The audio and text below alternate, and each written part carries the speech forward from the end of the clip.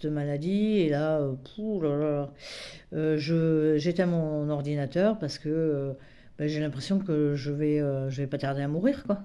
Donc ça m'affole complètement. Et là, je reviens voir mon médecin. Bon, je lui explique que je vais être convoquée, tout ça. Puis je lui dis, je suis un peu paniquée parce que je regarde un peu sur Internet et puis ça m'affole. Il me dit, non, non, mais là, ce qu'il faut faire, c'est...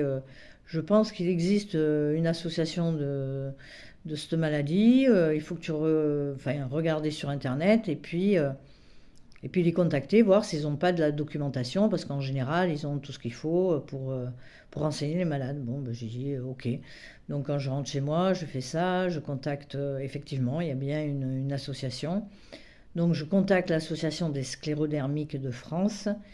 On me donne un numéro pour la déléguée de ma région. J'appelle cette déléguée qui, d'une gentillesse,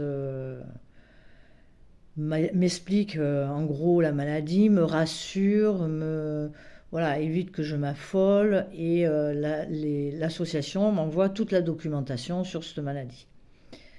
Donc quand je reçois la documentation, je regarde, je ferme, je suis un peu... En fait, j'ai l'impression que c'est pas la peine que je regarde parce que de toute façon, quand on va me faire la batterie d'examen, eh bien, moi, ils vont découvrir que je suis pas atteinte de cette maladie, que c'est une erreur. Et puis voilà, quoi.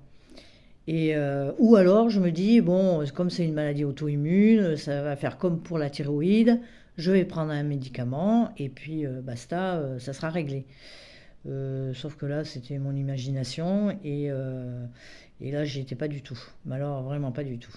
Bon, donc, au fur et à mesure que je passe mes examens, j'arrive, fin 2010, je suis hospitalisée et là, on me fait comme examen, je vais en pneumologie, on me fait le test du souffle pour voir les poumons, on me fait le test de marche et on me prend au niveau des poignets, on va mesurer l'oxygène que j'ai dans mon sang.